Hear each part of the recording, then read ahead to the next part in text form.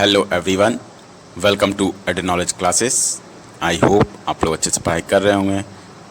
आज हम लोग इस क्लास में पढ़ने वाले हैं क्लास 7 साइंस चैप्टर हीट का वेरी शॉर्ट आंसर क्वेश्चन। जो आज हम लोग यहाँ पर शॉर्ट आंसर क्वेश्चन डिस्कस करने वाले हैं। तो चलिए हम लोग स्टार्ट करते हैं इस क्लास को। Subscribe now and press the bell icon. Never miss an update. पहला, डिफाइन टेम्परेचर। टेम्परेचर को डिफाइन करना। तो temperature is A measure of the degree of hotness of an object. तो टेम्परेचर क्या है? Degree of hotness of any object. ठीक है, या हम कह सकते हैं temperature is a physical quantity that express hot and cold. तो टेम्परेचर क्या बताता है? How the object is hot and cold. इसका ऐसा यूनिट होगा आपका केल्विन।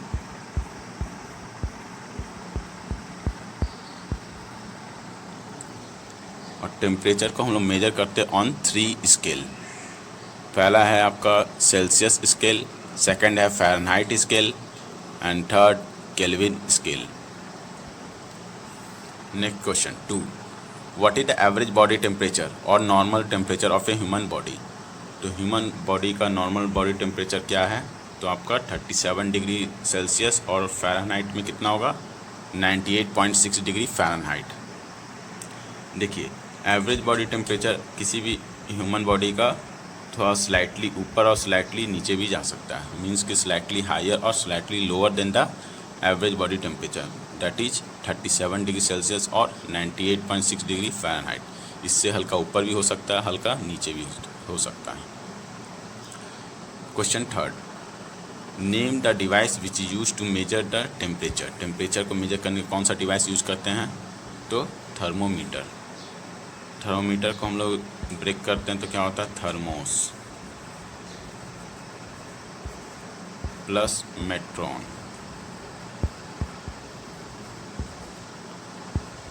तो थर्मोस मीन्स क्या हो गया? हॉट। Metrons means measure. तो हॉट मेजर। ठीक है, थर्मोमीटर क्या हो गया? Hot measure. Next question, what is thermometer. Thermometer क्या है? तो अभी आप देख चुके हैं thermometer it is a device which use to measuring temperature. Temperature को मेजर करने के जो डिवाइस यूज़ करते हैं उसको कहते हैं थर्मोमीटर। देखिए यहाँ देखते हैं, यहाँ पर दिया body temperature is a measurement of the amount of heat in the body.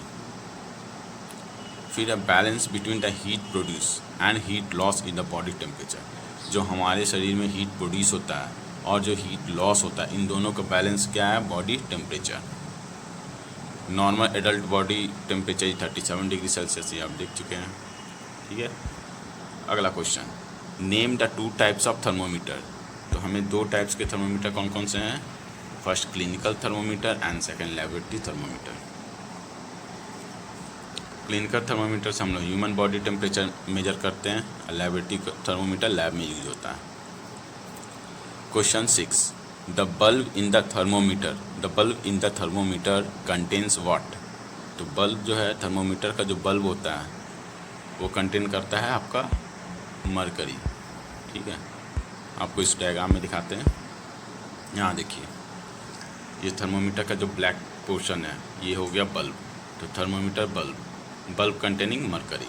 ठीक है, ये किंक है, ये जो करता है मरकरी को सडनली फॉल होने से, सडनली गिरने से बचाता है। जो टेम्परेचर सडनली डाउन होगा उसको बचाता है किंक। फिर आता है mercury thread, thermometer tube, normal body temperature. और एक चीज़ इस पॉइंट में याद रखिएगा, जो the volume of the mercury in the tube is less than the volume of the mercury in the bulb. जो बल्ब में जितना मरकरी कंटेन करता है वो ज़्यादा होता है किससे? जो ट्यूब में मरकरी कंटेन करता है। ठीक है, तो याद रखिएगा क्या होगा? Volume of the mercury in the tube is much lesser than the volume of the mercury in the bulb of the thermometer. Next question 7, what do you mean by clinical thermometer. तो clinical thermometer से हम लोग क्या समझते हैं? The temperature that measure our body temperature is called clinical thermometer. ठीक है, जो clinical thermometer measures only the body temperature, human body temperature. ये हो चुका है।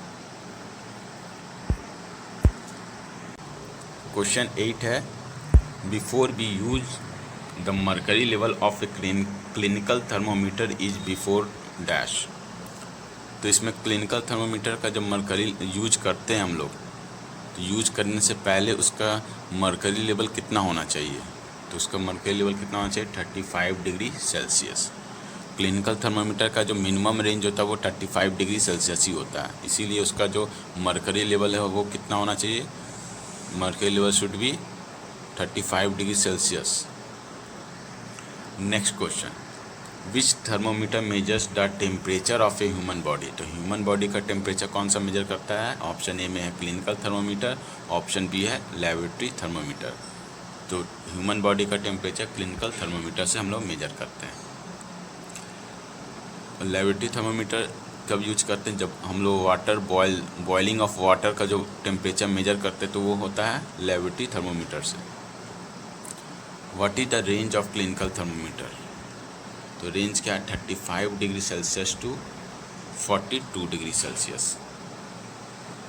ठीक है, अगर फ़ारेनहाइट की बात करेंगे तो क्या होगा? 94 degree Fahrenheit to 108 degree Fahrenheit. ठीक है, next question 11, thermometer should be wash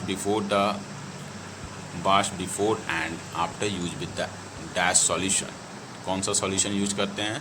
जब हम लोग थर्मोमीटर को यूज करते हैं तो यूज करने के बाद उसको पहले से वॉश करते हैं या और यूज करने के बाद भी वॉश करते हैं। तो कौन सा सॉल्यूशन में वॉश करते हैं? तो वो होगा एंटीसेप्टिक सॉल्यूशन।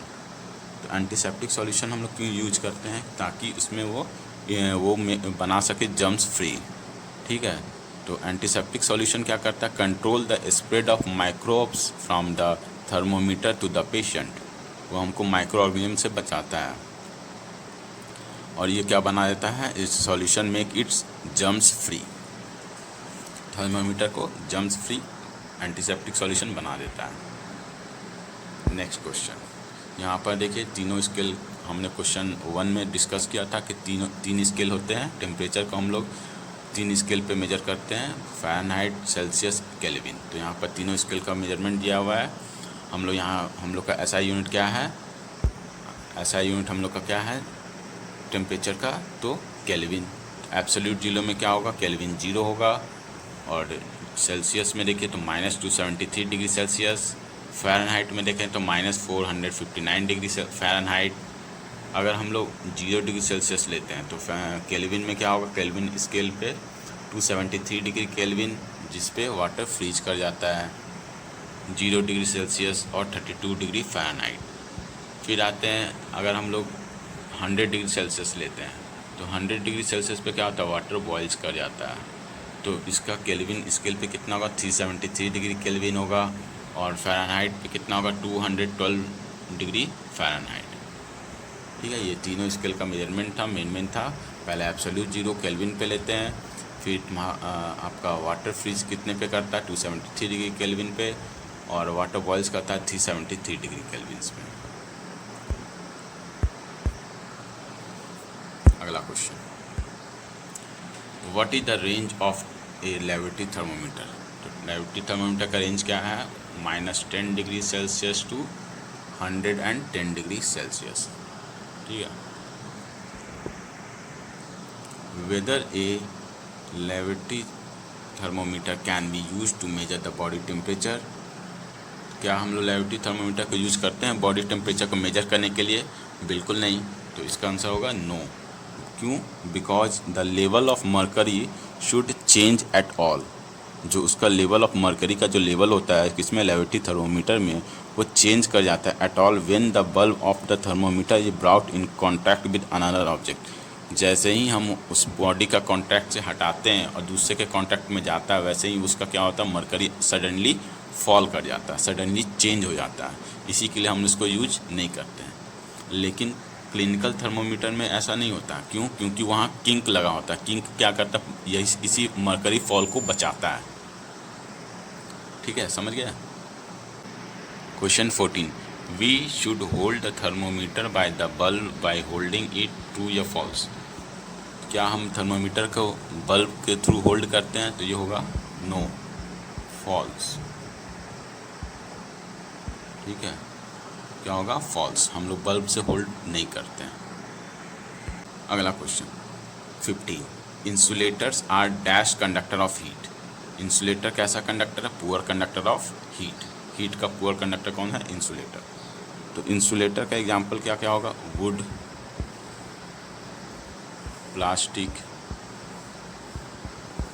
ठीक है, तो इंसुलेटर क्या कहता है? It does not allow the heat to pass through them. वो हीट को पास करने नहीं देता। कौन? Insulator. Next question 16, heat always flow from hotter object to dash. तो हीट कैसे फ्लो करता है? Hotter object to the colder object, hot to cold. तो heat flows from higher temperature to the lower temperature.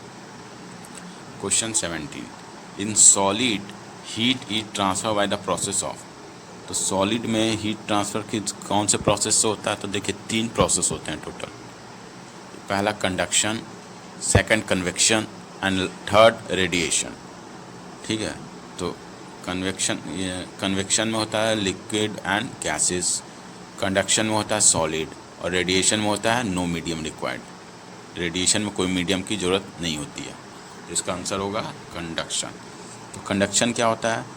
Conduction एक ऐसा process है by which heat is transferred from hotter end to the colder end of an object. इसमें एक hotter end से colder end की तरफ जो हीट ट्रांसफ़र होता है उसको कहते हैं कंडक्शन। ठीक है। Question 18, is transfer of heat by radiation required any medium. तो अभी आपको बताया था रेडिएशन में नो मीडियम रिक्वायर्ड। तो आंसर होगा इसका नो। ठीक है। Next question, name the process by which the sun heat comes to us. तो हमारे जो सन का हीट है वो हमारे पास कैसे आता है? कौन सा प्रोसेस? वो प्रोसेस कहलाएगा रेडिएशन। वो प्रोसेस क्या कहलाएगा? रेडिएशन। तो रेडिएशन को हम लोग कैसे डिस्क्राइब करेंगे? तो रेडिएशन को हम लोग डिस्क्राइब करेंगे as a energy or a particle from the source that travel through space or other medium. ठीक है, और इसमें कोई क्या चाहिए? No medium required. Next question 20, name the process by which the heat transfer in air. तो heat transfer in air, तो air क्या हो गया? गैस। तो आपको बता चुके थे गैस और लिक्विड में हीट ट्रांसफ़र किसके थ्रू होता है? कौन सा प्रोसेस? Convection process. कौन सा प्रोसेस होगा? Convection process. तो कन्वेक्शन प्रोसेस क्या होता है? The process in which heat moves through a gas और a liquid as the hotter part, जो हॉटर पार्ट होता है rises up and the cooler या heavier part moves down towards the source of heat. ठीक है, जैसे hotter part ऊपर की ओर जाएगा और जो कोल्डर पार्ट है, जो हेवियर पार्ट है, वो नीचे की ओर आएगा हीट की तरफ। मान लीजिए यहाँ पर फ्लेम है तो हीट की तरफ क्या आएगा? कोल्डर पार्ट या हेवियर पार्ट, और हॉटर पार्ट जो है वो राइजेस अप, ऊपर की ओर जाएगा। इस प्रोसेस कहते हैं कन्वेक्शन प्रोसेस। ठीक है, तो याद रखिए कंडक्शन हो गया आपका सॉलिड के लिए, कन्वेक्शन में हो गया लिक्विड एंड गैस, और रेडिएशन नो मीडियम रिक्वायर्ड। तो ये था आपका 20 क्वेश्चंस। और भी क्वेश्चंस हैं जो हम लोग नेक्स्ट क्लास में डिस्कस करेंगे। पार्ट 2 जल्दी ही आएगा, और आई होप आप लोग अच्छे समझ गए होंगे। और हमने यहाँ पर हर क्वेश्चन को डिस्कस किया है और एक्सप्लेन भी किया है, ताकि आपको समझने और याद करने में कोई परेशानी ना हो। जैसे ही पार्ट 2 आएगा, इस वीडियो के डिस्क्रिप्शन बॉक्स में आपको लिंक शेयर कर दिया जाएगा, आप वहाँ जाकर देख सकते हैं पार्ट 2। तो इस वीडियो में बस इतना ही, मिलते हैं नेक्स्ट वीडियो में। Thank you for listening and keep smiling. Subscribe now and press the bell icon. Never miss an update. Subscribe now and press the bell icon.